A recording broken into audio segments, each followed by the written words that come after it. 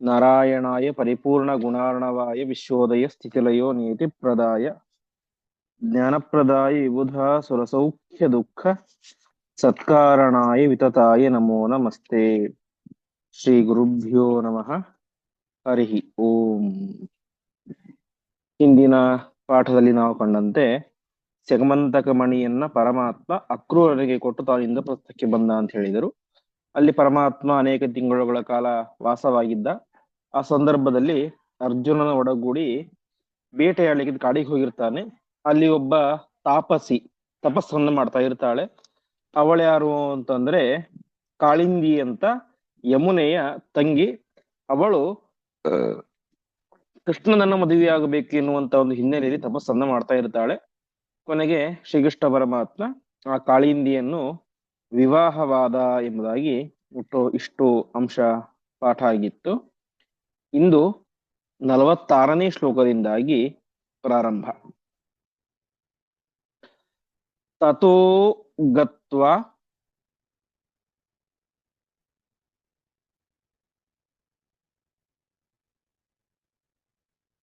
ನಗ್ನಜಿತೋ ಗೃಹಂ ಚ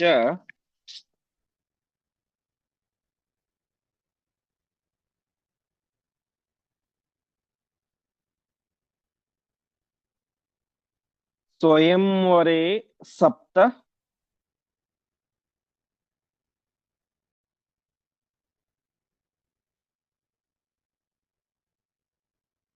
ವೃಷಾನ್ ಅಗೃಹಾತ್.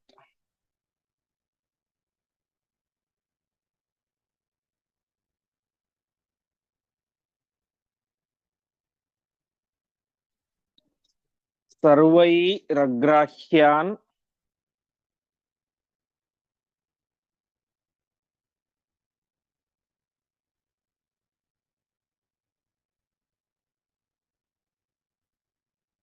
ಅಸುರಾನ್ ವರೇಣ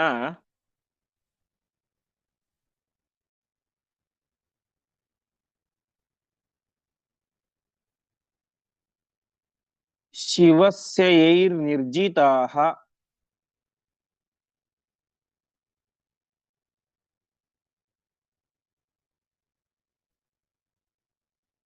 ಭೂಮಿಪಾಲಾಃ.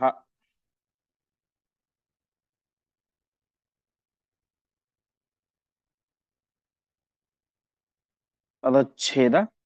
ತತಃ ಗತ್ವಾ ನಗ್ನಜಿತಃ ಗೃಹಂ ಚ ಸ್ವಯಂವರೆ ಸಪ್ತ ವೃಷಾನ್ ಅಗೃಹಾತ್ ಸರ್ವೈಃ ಅಗ್ರಾಹ್ಯಾನ್ ಅಸುರಾನ್ ವರೇಣ ಶಿವಸ್ಯ ಯೈಃ ನಿರ್ಜಿತಾಃ ಭೂಮಿಪಾಲಾಃ. ಅದಾದ ಮೇಲೆ ಶ್ರೀಕೃಷ್ಣ ಪರಮಾತ್ಮ ನಗ್ನಜಿತ್ ಎನ್ನುವಂತ ಒಬ್ಬ ರಾಜ ಇದ್ದ. ಅವನ ಮನೆಗೆ ಹೋಗ್ತಾನೆ. ಅಲ್ಲಿ ಅವನ ಮಗಳ ಸ್ವಯಂವರ ಏರ್ಪಾಟಾಗಿರುತ್ತೆ. ಅವಳ ಹೆಸರು ನೀಲಾ ಅಂತ.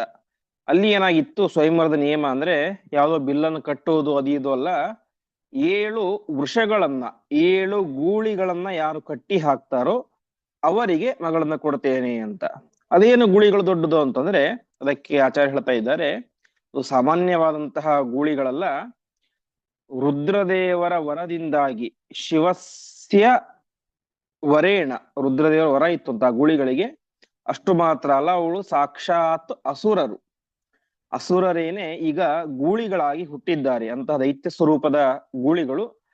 ಅಂತಹ ಅವುಗಳನ್ನ ರುದ್ರದೇವರ ವರದಿಂದಾಗಿ ಯಾರಿಗೂ ಕೂಡ ನಿಗ್ರಹ ಮಾಡ್ಲಿಕ್ಕೆ ಸಾಧ್ಯ ಆಗ್ತಾ ಇರ್ಲಿಲ್ಲ. ಅವುಗಳನ್ನ ಹಿಡಿದು ಕಟ್ಟಿ ಹಾಕೋದಂದ್ರೆ ಸಾಧ್ಯವೇ ಇರಲಿಲ್ಲ. ಹಾಗಾಗಿ ಅನೇಕ ರಾಜರುಗಳು ಪ್ರಯತ್ನ ಮಾಡ್ತಾರೆ. ಆದರೆ ಎಲ್ಲ ರಾಜರು ಕೂಡ ಅದರಲ್ಲಿ ಭೂಮಿಪಾಲಾಹ ನಿರ್ಜಿತಾಹ ಗೆಲ್ಲಲಿಕ್ಕೆ ಸಾಧ್ಯವಾಗಲಿಲ್ಲ. ಹೀಗೆ ನಗ್ನಜಿತ್ ಎಂಬಂತಹ ರಾಜನ ಅರಮನೆಗೆ ಬಂದಂತಹ ಪರಮಾತ್ಮ ಅಲ್ಲಿ ಒಂದು ಸ್ವಯಂವರ ಏರ್ಪಾಟಾಗಿರುತ್ತೆ. ಸ್ವಯಂವರದ ನಿಯಮ ಏನು ಅಂದ್ರೆ 7 ದೈತ್ಯ ಸ್ವರೂಪದ ಗೂಳಿಗಳನ್ನ ಕಟ್ಟಿ ಹಾಕಬೇಕು. ಅಂತಹ ಗೂಳಿಗಳನ್ನ ಕಟ್ಟಿ ಹಾಕಲಿಕ್ಕೆ ಪರಮಾತ್ಮ ನಗ್ನಜಿತ್ ರಾಜನ ಅರಮನೆಗೆ ಬಂದ. ಅಷ್ಟು ಮಾತ್ರ ಅಲ್ಲ, ಅದನ್ನು ಹಿಡಿದು ನಿಗ್ರಹವನ್ನು ಕೂಡ ಮಾಡಿದ. ಸಾಕ್ಷಾತ್ ಪರಮಾತ್ಮ ರುದ್ರದೇವರ ವರವನ್ನು ಮೀರುವಂತಹ ಅಪಾರವಾದಂತಹ ಸಾಮರ್ಥ್ಯ ಪರಮಾತ್ಮನಿಗೆ ಇದೆ. ಹೀಗೆ ಶ್ರೀಕೃಷ್ಣ ಪರಮಾತ್ಮ ನಗ್ನಜಿತ್ ರಾಜನ ಅರಮನೆಯಲ್ಲಿ ಆ 7 ಗೂಳಿಗಳನ್ನ ಅನಾಯಾಸವಾಗಿ ಕಟ್ಟಿ ಹಾಕಿ ಸ್ವಯಂವರವನ್ನು ಗೆಲ್ತಾ ಇದ್ದಾನೆ. ಮುಂದೆ ತಥೋ ನೀಲಾಂ ತಸ್ಯ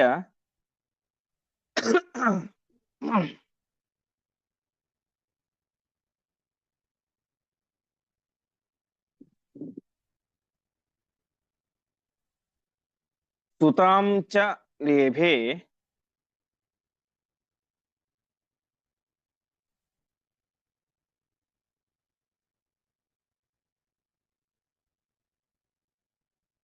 ಪೂರ್ವಂ ನೀಲ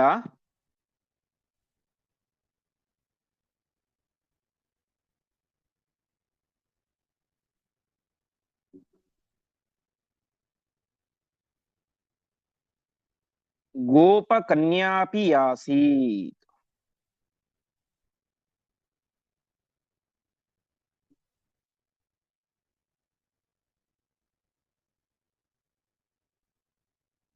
ಸಾದೇ ಹೇಸ್ಯಾಹ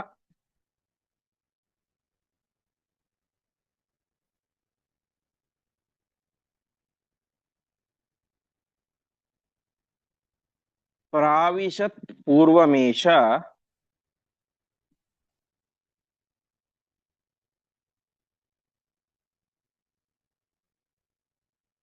ಯಸ್ಮಾತ್ ಏಕ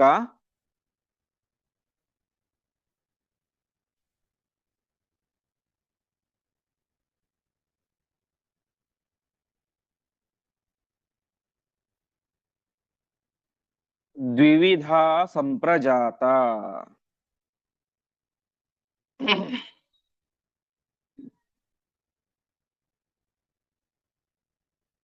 ಪದಚ್ಛೇದ.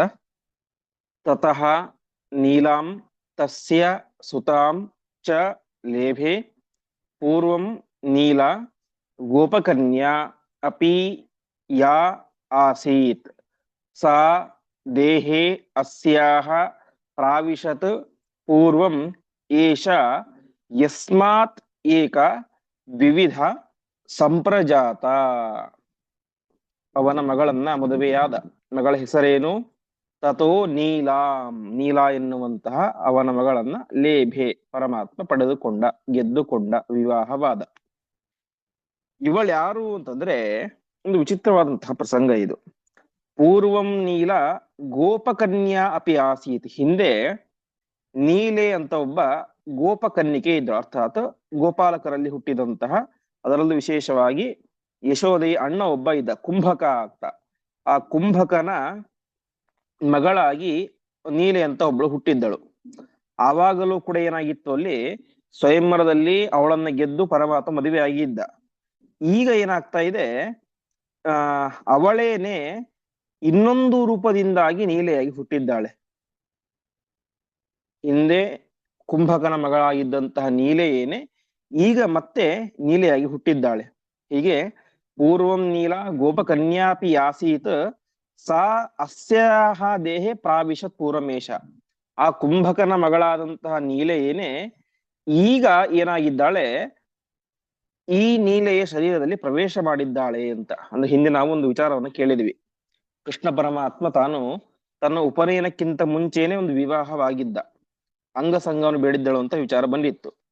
ಹಾಗಾಗಿ ಯಾವ ಪರಮಾತ್ಮ ತನ್ನ 6ನೇ ವಯಸ್ಸಲ್ಲಿ ಒಂದು ಮದುವೆಯನ್ನಾಗಿದ್ದನಲ್ಲ, ಆ ನೀಲೆಯೇನೆ ಇವಾಗ ಈ ನೀಲೆಯಲ್ಲಿ ಪ್ರವೇಶವನ್ನ ಮಾಡಿದ್ದಾಳೆ. ಕುಂಭಕನ ಮಗಳಾದಂತಹ ನೀಲೆ ನಗ್ನಚಿತ್ರಾಜನ ಮಗಳಾದಂತಹ ನೀಲೆಯಲ್ಲಿ ಪ್ರವೇಶವನ್ನ ಮಾಡಿದ್ದಾಳೆ. ಸಾದೇಹೆ ಅಸ್ಯಾಹ ಪ್ರಾವಿಶತ್. ಆ ನೀಲೆ ಈ ನೀಲೆಯ ಶರೀರದಲ್ಲಿ ಪ್ರವೇಶವನ್ನ ಮಾಡಿ ಇಬ್ಬರು ಒಬ್ಬರೇ ಆಗಿದ್ದಾರೆ. ಹೀಗೆ ಯಸ್ಮಾತ್ ಏಕ ದ್ವಿವಿಧ ಸಂಪ್ರಜಾತ. ವಾಸ್ತವಿಕವಾಗಿ ಅದು ಒಂದೇ ಜೀವ, ಆದ್ರೆ 2 ರೂಪಗಳನ್ನು ಧಾರಣೆ ಮಾಡಿ ಹುಟ್ಟಿದ್ದಾರೆ. ಹೇಗೆ ಯಮಧರ್ಮರಾಜ ವಿದುರನಾಗಿಯೂ ಮತ್ತು ಯುಧಿಷ್ಠಿರನಾಗಿ ಹುಟ್ಟಿದ್ದಾನೋ, ಹಾಗೆ ಈ ಜೀವವು ಕೂಡ ಇಲ್ಲಿ ಕುಂಭಕನ ಮಗಳಾದಂತಹ ನೀಲೆಯಾಗಿ ಮತ್ತು ನಗ್ರಜಿತ್ರಾಜನ ಮಗಳಾದಂತಹ ನೀಲೆಯಾಗಿ ಹುಟ್ಟಿದ್ದಾರೆ. ಹೀಗೆ 2 ರೂಪಗಳು ಏನಾಯಿತು, ಐಕ್ಯವನ್ನ ಹೊಂದಿತು ಅಂತ. ಹೀಗೆ ಒಂದೇ ರೂಪವಾಗಿ ನಗ್ನಜಿತ್ರಾಜನ ಮಗಳ ನೀಲೆಯಾಗಿ ಪರಿಣಾಮ ಆಗಿತ್ತು. ಅಂತಹ ನಗ್ನಜಿತ್ ರಾಜನ ಮಗಳಾದಂತಹ ನೀಲೆಯನ್ನ ಶ್ರೀಕೃಷ್ಣ ಪರಮಾತ್ಮ ಸ್ವಯಂವರವನ್ನ ಗೆದ್ದು ಮದುವೆ ಮಾಡಿಕೊಂಡ. ಹೀಗೆ ಒಂದು ವಿಚಿತ್ರವಾದಂತಹ ಪ್ರಸಂಗ. ಇಬ್ಬರು ಇಬ್ಬರನ್ನ ಮದುವೆಯಾದ, ಆ ಇಬ್ಬರೂ ಸೇರಿ ಒಬ್ಬರೇ ಆದಂತಹ ಒಂದು ಪ್ರಸಂಗ ಇಲ್ಲಿ ಬರ್ತಾ ಇದೆ. ಹೀಗೆ ಪರಮಾತ್ಮನ ಇನ್ನೊಂದು ವಿವಾಹವು ಕೂಡ ಆಯಿತು. ಮುಂದೆ ಪಿತೃಶ್ವಸು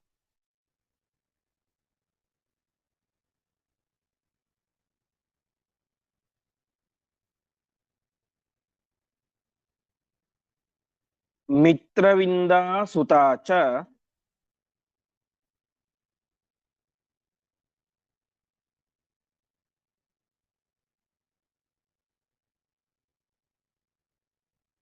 ಕೃಷ್ಣೇ ಮಾಲಾಂ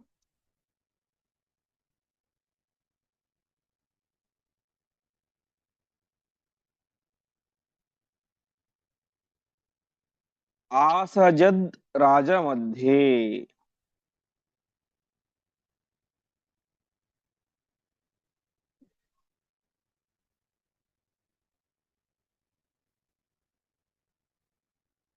ವಿಂದಾನುವಿಂದೌ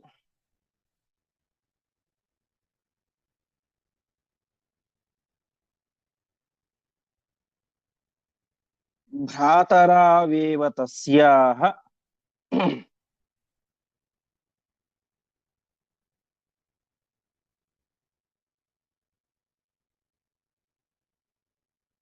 ನಿಷೇಧತಾಂ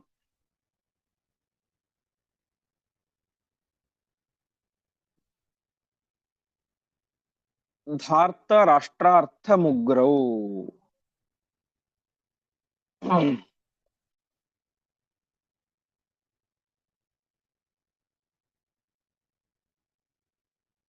ಪದಚ್ಛೇದ.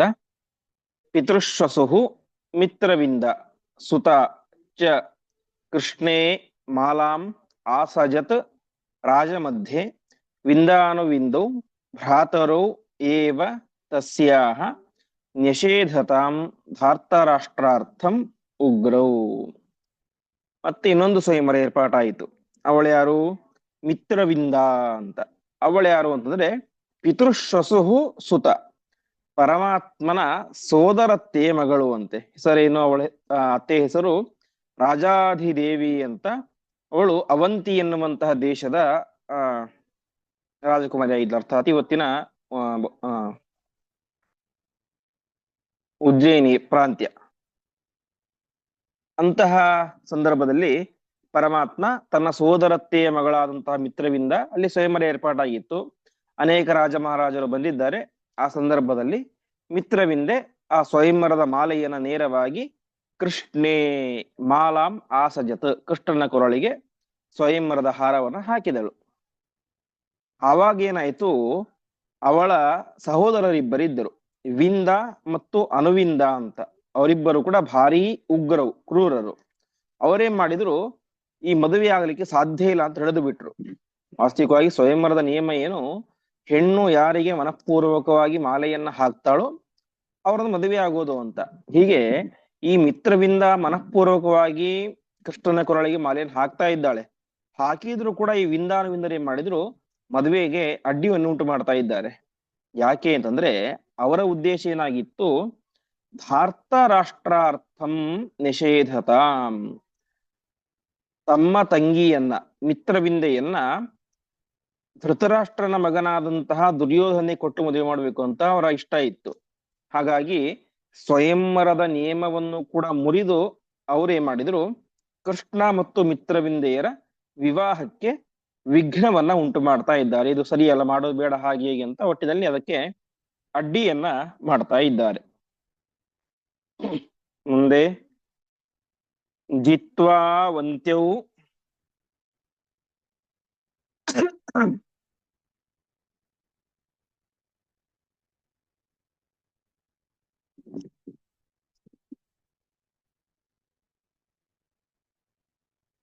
ನೃಪತೀಂಶ್ಚೈವ ಸರ್ವಾನ್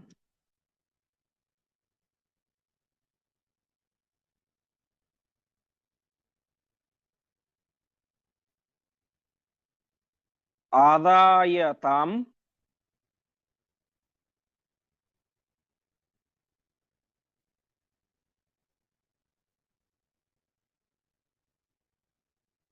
प्रययौ वासुदेवः।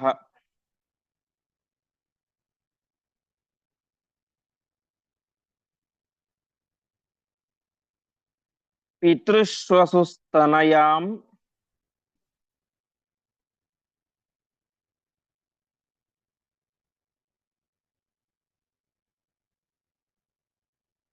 च द्वितीयां भद्रां दत्तां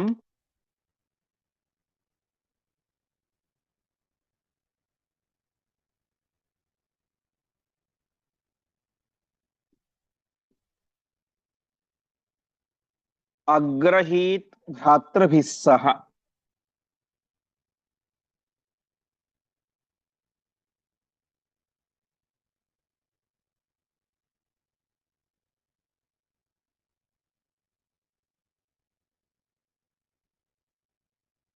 पदच्छेद जित्वा अवन्त्यौ नृपतीन् च एव सर्वान् आदाय तां प्रययौ वासुदेवः। पितृश्वसुः तनयां च द्वितीयां भद्रां दत्ताम् अग्रहीत भ्रातृभिः सह। ಪರಮಾತ್ಮ ಹೀಗೆ ಅವಂತ್ಯೌ ಜಿತ್ವ, ಅವಂತ್ಯೌ ಅಂದ್ರೆ ಅವಂತಿ ದೇಶದ ರಾಜರಾದಂತಹ ಅವರಿಬ್ಬರನ್ನ, ವಿಂದ ಮತ್ತು ಅನುವಿಂದರನ್ನ ತಾನು ಗೆದ್ದ. ಅಷ್ಟು ಮಾತ್ರ ಅಲ್ಲ, ಸರ್ವಾನ್ ನೃಪತೀನ್, ಎಲ್ಲ ರಾಜರನ್ನು ಕೂಡ ಯುದ್ಧದಲ್ಲಿ ಗೆದ್ದು ತಾನೇನ್ ಮಾಡಿದ, ಪಿತೃಶ್ವಸುಹು ತನಯಾಂ, ತನ್ನ ಸೋದರತ್ತೆಯ ಮಗಳಾದಂತಹ ಮಿತ್ರವಿಂದೆಯನ್ನ ತಾನು ಕರೆದುಕೊಂಡು ಹೋದ. ಹೆಸರೇ ಎಷ್ಟು ಚೆನ್ನಾಗಿದೆ, ಮಿತ್ರವಿಂದ ಅಂತ, ಕೇಳಲಿಕ್ಕೆ ಒಳ್ಳೆ ಇಂಪಾದಂತಹ ಹೆಸರು. ಅಂತಹ ಮಗಳನ್ನ ಕರೆದುಕೊಂಡು ಹೋದ. ಅದಾದ ಮೇಲೆ ಇನ್ನೊಬ್ಬ ಸೋದರತ್ತೆ ಇದ್ಲು ಅಂತೆ. ಅವಳ ಯಾರು ಅಂತಂದ್ರೆ ಶ್ರುತಕೀರ್ತಿ ಅಂತ. ಶ್ರುತಕೀರ್ತಿ ಅಂತ ಕೇಕೆಯ ದೇಶದ ರಾಜಕುಮಾರಿ, ಪರಮಾತ್ಮನ ಇನ್ನೊಬ್ಬ ಸೋದರತ್ತೆ, ವಸುದೇವನ ತಂಗಿಯೋ ಅಕ್ಕಳು. ಅವಳಿಗೊಬ್ಬ ಮಗಳಿದ್ದಳು, ಅವಳ ಹೆಸರು ಭದ್ರಾಂ ಅಂತ. ಭದ್ರಾ ಅಂತ ಅವಳ ಹೆಸರು. ಇಲ್ಲಿ ಏನಾಗಿತ್ತು, ವಾಸ್ತವಿಕವಾಗಿ ಮಿತ್ರವಿಂದೆಯ ವಿಚಾರದಲ್ಲಿ ಸ್ವಯಂವರದಲ್ಲಿ ಸ್ವಯಂ ಅವಳೇ ಮಾಲೆಯನ್ನು ಹಾಕಿದರೂ ಕೂಡ ಅವಳ ಅಣ್ಣಂದಿರು ಅದಕ್ಕೆ ವಿಘ್ನವನ್ನುಂಟು ಮಾಡಿದರು. ಇಲ್ಲಿ ಉಲ್ಟಾ, ಸ್ವಯಂವರವೇ ಇಲ್ಲ, ಸಾಕ್ಷಾತ್ತಾಗಿ ಅವಳ ಅಣ್ಣಂದಿರು, ಭದ್ರೆಯ ಅಣ್ಣಂದಿರೇ ಏನ್ ಮಾಡಿದ್ರು, ನೇರವಾಗಿ ಭದ್ರಾದೇವಿಯನ್ನ ಕೃಷ್ಣನಿಗೇನೆ ಕೊಟ್ಟು ಮದುವೆ ಮಾಡ್ಬೇಕು ಅಂತ ತೀರ್ಮಾನ ಮಾಡಿದ್ರು. ಪರಮಾತ್ಮ ಅವಳನ್ನ ಪ್ರೀತಿಯಿಂದಾಗಿ ಸ್ವೀಕಾರ ಮಾಡಿದ. ಹೀಗೆ ಒಬ್ಬ ಸೋದರತ್ತೆ ಮಕ್ಕಳು ಸ್ವಯಂವರದಲ್ಲಿ ಮಾಲೆಯನ್ನು ಹಾಕಿದ್ರು, ವಿಘ್ನವನ್ನುಂಟು ಮಾಡಿದ್ರು. ಇನ್ನೊಬ್ಬ ಸೋದರತ್ತೆ ಮಕ್ಕಳು ಅದ್ಯಾವುದನ್ನು ವಿಚಾರ ಮಾಡದೇನೆ ಪರಮಾತ್ಮನ ಗುಣಗಳನ್ನ ತಿಳಿದು ಅವರಿಗೆ ಕೃಷ್ಣ ಪರಮಾತ್ಮನಿಗೆ ತನ್ನ ತಂಗಿಯನ್ನು ಕೊಟ್ಟು ವಿವಾಹವನ್ನು ಮಾಡ್ತಾ ಇದ್ದಾರೆ. ಹೀಗೆ ಪರಮಾತ್ಮ ಮಿತ್ರವಿಂದೆಯನ್ನು ವಿವಾಹವಾದ ಮತ್ತು ಭದ್ರಾ ಎನ್ನುವಂತ ದೇವಿಯನ್ನು ಕೂಡ ವಿವಾಹವಾದ.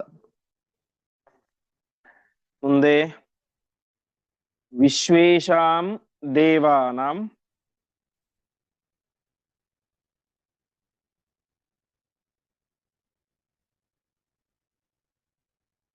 ಅವತಾರಾ ಹಿ ಪಂಚ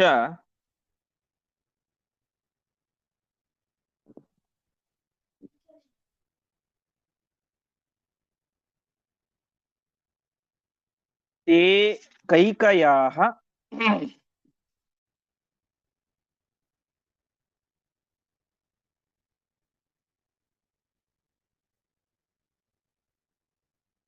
ಭ್ರಾತರೋಸ್ಯಾಃ ಹರೇಶ್ಚ.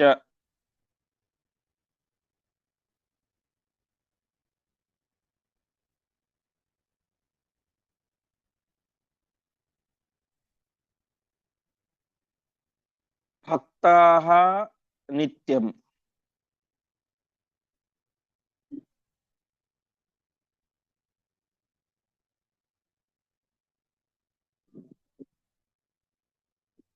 ಪಾಂಡವಾನಾಂ ಚ ತಾತು.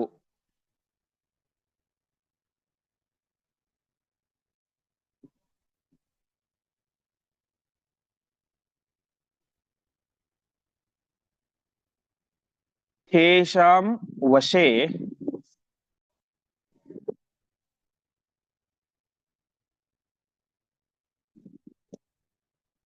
ಶೈಬ್ಯನಾಮರ್ಭುರಗ್ರೆ.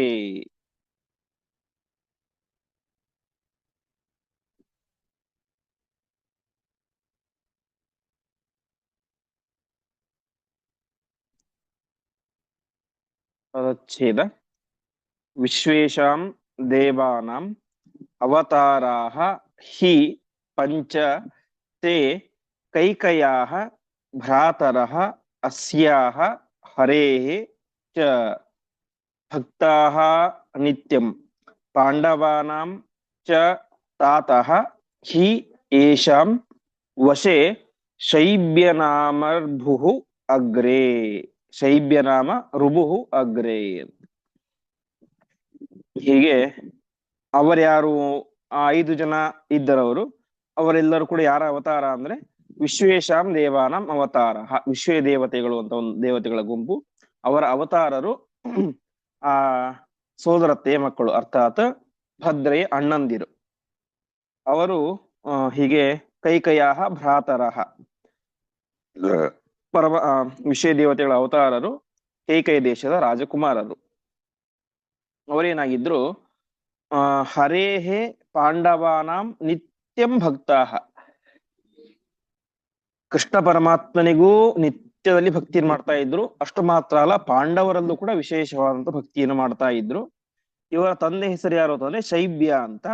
ಶೈಬ್ಯ ಏನಾಗಿದ್ದ, ಯೇಷಾಂ ವಶೇ ಇದ್ದ, ಅರ್ಥಾತ್ ಅವರು ಮಕ್ಕಳ ಮಾತನ್ನು ಕೇಳ್ತಾ ಇದ್ದ ಅಂತ.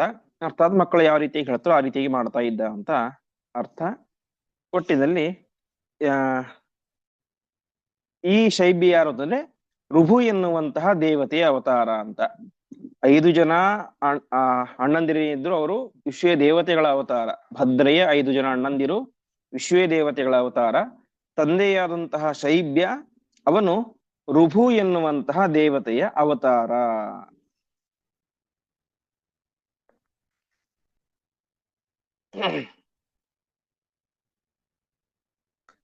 ಮುಂದೆ ಸ್ವಯಂವರೋ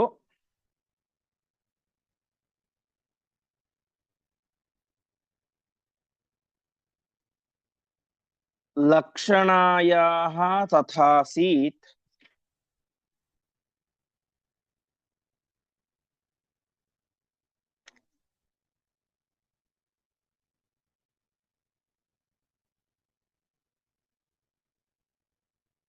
ಯಥಾ ದ್ರೌಪದ್ಯಾಃ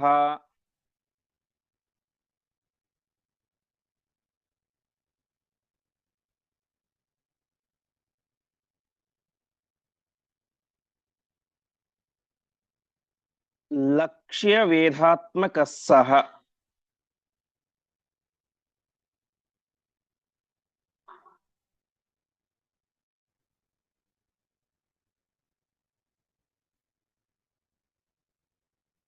ಮದ್ರೇಷು ತಸ್ಯಾಶ್ಚ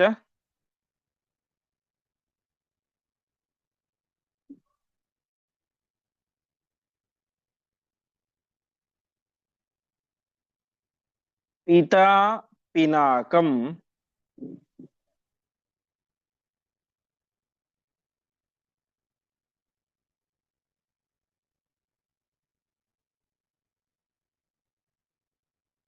ಸ್ವಯಂವರಾರ್ಥಂ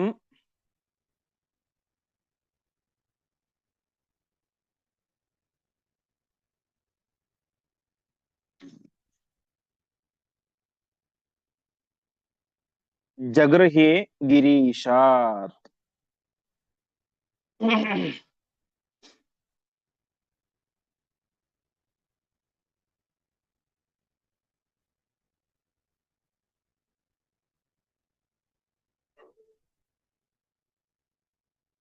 ಪದಚ್ಛೇದ. ಸ್ವಯಂವರಃ ಲಕ್ಷಣಾಯಾಃ ತಥಾ ಆಸೀತ್ ಯಥಾ ದ್ರೌಪದ್ಯಾಃ ಲಕ್ಷ್ಯವೇಧಾತ್ಮಕಃ ಸಹ.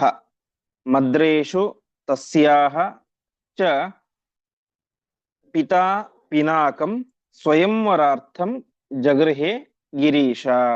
ಮತ್ತಿನ್ನೊಂದು ಸ್ವಯಂವರ. ಆಚಾರ್ಯರು ನಿರಂತರವಾಗಿ ಸ್ವಯಂವರಗಳ ಬಗ್ಗೆ ಹೇಳ್ತಾ ಹೋಗ್ತಾರೆ. ಇನ್ನೊಂದು ಸ್ವಯಂವರ ಇತ್ತು ಎಲ್ಲಿ, ಮದ್ರ ದೇಶದಲ್ಲಿ ಒಂದು ಸ್ವಯಂವರ ಇತ್ತು. ಯಾರದ್ದು? ಲಕ್ಷಣ ಎನ್ನುವಂತಹ ಕನ್ಯೆಯ ಸ್ವಯಂವರ ಏರ್ಪಾಟಾಗಿತ್ತು. ಆ ಲಕ್ಷಣೆಯ ತಂದೆ ಯಾರು ಅಂತಂದ್ರೆ ಬೃಹತ್ಸೇನ ಎನ್ನುವಂತ ಒಬ್ಬ ರಾಜ ಇದ್ದ. ಇಲ್ಲಿ ಏನು ಗುರಿ, ಟಾರ್ಗೆಟ್ ಅಂತಂದ್ರೆ, ಟಾಸ್ಕ್ ಏನಂತಂದ್ರೆ, ಯಥಾ ದ್ರೌಪದ್ಯ ಲಕ್ಷ್ಯ ವೇದಾತ್ಮಕ, ದ್ರೌಪದಿ ದೇವಿಯ ಸ್ವಯಂವರ ಯಾವ ರೀತಿಯಾಗಿ ಒಂದು ನಿಯಮ ಇತ್ತು, ಲಕ್ಷ್ಯ ವೇದ ಇತ್ತು, ಮೇಲ್ಗಡೆ ಮೀನು ತಿರುಗ್ತಾ ಇರುತ್ತೆ, ಅದಕ್ಕೆ ಹೊಡಿಬೇಕಾಗಿತ್ತು. ಇದು ಕೂಡ ಅದೇ ರೀತಿಯಾಗಿ ಇತ್ತು. ಇನ್ನೂ ವಿಶೇಷವಾಗಿ ಇಲ್ಲಿ ಆ ಸ್ವಯಂವರಕ್ಕೋಸ್ಕರ ಅಂತಾನೇನೆ ಆ ಲಕ್ಷಣೆಯ ತಂದೆ ಏನ್ ಮಾಡಿದ್ದ, ಪಿನಾಕ ಎನ್ನುವಂತಹ ಧನಸ್ಸನ್ನ ರುದ್ರದೇವರಿಂದ ಪಡೆದಿದ್ದ ಅಂತೆ. ರುದ್ರದೇವರನ್ನು ಕುರಿತು ತಪಸ್ಸನ್ನು ಮಾಡಿ, ಪ್ರಭು ನನ್ನ ಮಗಳ ಸ್ವಯಂವರಕ್ಕೋಸ್ಕರ ಪಿನಾಕ ಎನ್ನುವಂತಹ ಧನುಸ್ಸನ್ನು ನನಗೆ ಕೊಡಿ ಅಂತ ಪಡೆದುಕೊಂಡಿದ್ದ. ಹೀಗೆ ಅತ್ಯಂತ ವಿಶಿಷ್ಟವಾದಂತಹ ಸ್ವಯಂವರ. ರುದ್ರದೇವರು ಆ ಪಿನಾಕ ಎನ್ನುವಂತಹ ಧನುಸ್ಸನ್ನ ಆ ಬೃಹತ್ಸೇನ ಎನ್ನುವಂತಹ ರಾಜನಿಗೆ ಕೊಟ್ಟಿದ್ದರು. ಮುಂದೆ ಲಕ್ಷ್ಯಂ ಚ ತತ್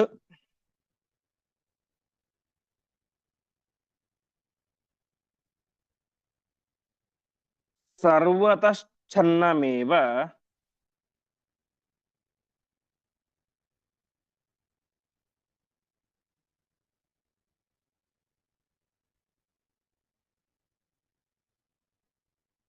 ದ್ವಾರಂ ಚ ತಸ್ಯ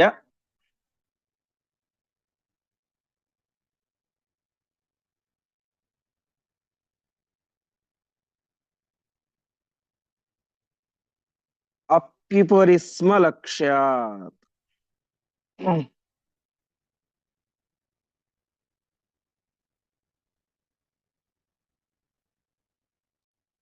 ಚಿನ್ನೇಷುಣ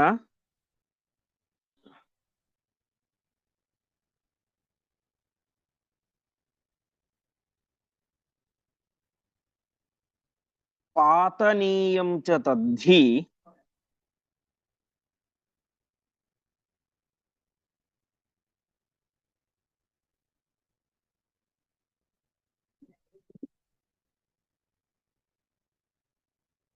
ದ್ರೌಪದ್ಯರ್ಥಾತ್.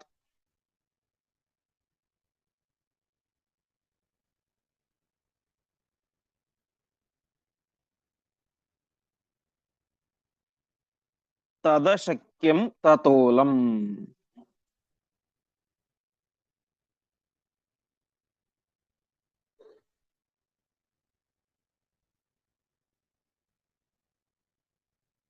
ಪದಚ್ಛೇದ. ಲಕ್ಷ್ಯಂ ಚ ತತ್ ಸರ್ವತಃ ಛನ್ನಂ ಏವ, ದ್ವಾರಂ ಚ ತಸ್ಯ ಅಪಿ ಉಪರಿ ಸ್ಮ ಲಕ್ಷ್ಯಾತ್, ಛಿನ್ನೇಷುಣ ಪಾತನೀಯಂ ಚ ತತ್ ಹಿ ದ್ರೌಪದ್ಯರ್ಥಾತ್ ತತ್ ಅಶಕ್ಯಂ ತತಃ ಅಲಂ. ಇದು ತುಂಬಾ ವಿಚಿತ್ರವಾದಂತಹ ಮತ್ಸ್ಯ ಯಂತ್ರ. ಲಕ್ಷ್ಯ ಮೇಲ್ಗಡೆ ಇದೆ, ಗುರಿ ಮೇಲ್ಗಡೆ, ಟಾಸ್ಕ್ ಮೇಲ್ಗಡೆ ಇದೆ. ಅಲ್ಲಿ ಆ ಗುರಿ ಮೇಲ್ಗಡೆ ಇದೆ. ಅಷ್ಟು ಮಾತ್ರ ಅಲ್ಲ, ಆ ಗುರಿಗೆ ಹೋಗ್ಲಿಕ್ಕೆ ದಾರಿ ಬೇಕಲ್ಲ, ಬಾಣ ಹೋಗ್ಲಿಕ್ಕೆ ದಾರಿ ಬೇಕು. ಆ ದಾರಿ ಮೇಲ್ಗಡೆ ಇದೆ ಅಂತ ಅರ್ಥಾತ್ ಮತ್ಸ್ಯ ಯಂತ್ರ ಇದೆ.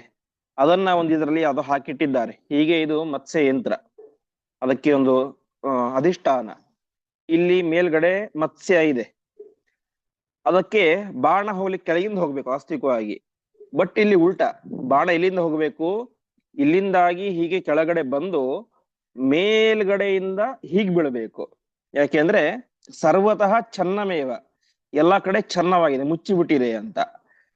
ಅದಕ್ಕೆ ದ್ವಾರ ಬೇಕಲ್ಲ ಬಾಣ ಹೋಗ್ಲಿಕ್ಕೆ. ಅದೆಲ್ಲಿದೆ, ಅದು ಲಕ್ಷ್ಯಾತ್ ತಸ್ಯ ಉಪರಿ, ಲಕ್ಷ್ಯಕ್ಕಿಂತ ಮೇಲ್ಗಡೆ ಇದೆ ಅಂತ. ಸೊ ಇಲ್ಲಿ ಒಂದೇ ನಿಮಿಷ, ಇದು ಮತ್ಸ್ಯ ಯಂತ್ರ ಅಂತ ಅನ್ಕೊಂಡ್ರೆ, ಇದು ಮೇಲ್ಗಡೆ ಇರುವಂತಹ ಕಂಬದ ಮೇಲ್ಗಡೆ, ಇಲ್ಲಿ ಹೀಗೆ ಕಂಬದ ಮೇಲೆ ಒಂದು ಜಾಗ, ಅದರಲ್ಲಿ ಮತ್ಸ್ಯ ಇದೆ. ಬಾಣ ಹೀಗೆ ಬಂದು ಬಡಿಬೇಕು ವಾಸ್ತವಿಕವಾಗಿ. ಆದರೆ ಇಲ್ಲಿ ಉಲ್ಟಾ, ಹೀಗೆ ಬಂದು ಮೇಲ್ಗಡೆ ಒಂದ್ ಸ್ವಲ್ಪ ಜಾಗ ಕಿಂಡಿ ಬಿಟ್ಟಿದ್ದಾರೆ, ತಂಬಿಗೆ ರೀತಿ ತಂಬಿಗೆ ಒಳಗಡೆ ಮತ್ಸ್ಯಯಂತ್ರ ಇದೆ. ಸೊ ಅದೇ ಮಾಡ್ಬೇಕು, ಹೀಗೆ ಇಲ್ಲಿಗೆ ಬಂದು ಇಲ್ಲಿಗೆ ಬೀಳಬೇಕು. ಹೀಗೆ ಅತ್ಯಂತ ವಿಚಿತ್ರವಾದಂತಹ ಕಷ್ಟಕರವಾದಂತಹ ಟಾಸ್ಕ್ ಇದು. ದ್ವಾರಂಚ ತಸ್ಯ ಅಪಿ ಉಪರಿಸ್ಮ ಲಕ್ಷ್ಯಾತ್. ಬಾಣ ಹೋಗ್ಲಿಕ್ಕೆ ದಾರಿಯಲ್ಲಿದೆ, ಲಕ್ಷ್ಯದ ಮೇಲ್ಭಾಗದಲ್ಲಿ ಇದೆ, ಕೆಳಗಿಂದ ಇಲ್ಲ. ಅದು ಕೂಡ ಏನು ಒಳ್ಳೆ ಭಾರಿ ಗಟ್ಟಿ ಮುಟ್ಟಾದಂತ ಬಾಣನ ಇಲ್ಲ, ಚಿನ್ನೇಶುಣ, ಮುರಿದ ಬಾಣ ಅಂತೆ. ದ್ರೌಪದಿ ಸ್ವಯಂವರದಲ್ಲಿ ಆಗ್ಬೇಕಾದ್ರೆ 5 ಬಾಣಗಳಿತ್ತು. ಒಂದ್ ಬಾಣ ಹೋದ್ರೆ ಇನ್ನೊಂದ್ ಬಾಣ ಹೊಡಿ ಒಂದು ಧೈರ್ಯ ಇತ್ತು. ಇಲ್ಲಿ ಇದ್ದದ್ದು ಒಂದೇ ಬಾಣ, ಅದು ಕೂಡ ಮುರಿದ ಬಾಣ. ಬಾಣ ಯಾವತ್ತು ಕರೆಕ್ಟ್ ಆಗಿ ಪೂರ್ತಿ ಇದ್ರೆ ಗುರಿ ಸರಿಯಾಗಿ ಹೋಗುತ್ತೆ. ಮುರಿದ ಬಾಣ ಎಷ್ಟು ದೂರ ಹೋಗ್ಲಿಕ್ಕೆ ಸಾಧ್ಯ? ಹಾಗಾಗಿ ಲಕ್ಷ್ಯ ಎಲ್ಲ ಕಡೆ ಮುಚ್ಚಿಬಿಟ್ಟಿದೆ, ಸರ್ವತಃ ಛನ್ನವಾಗಿದೆ.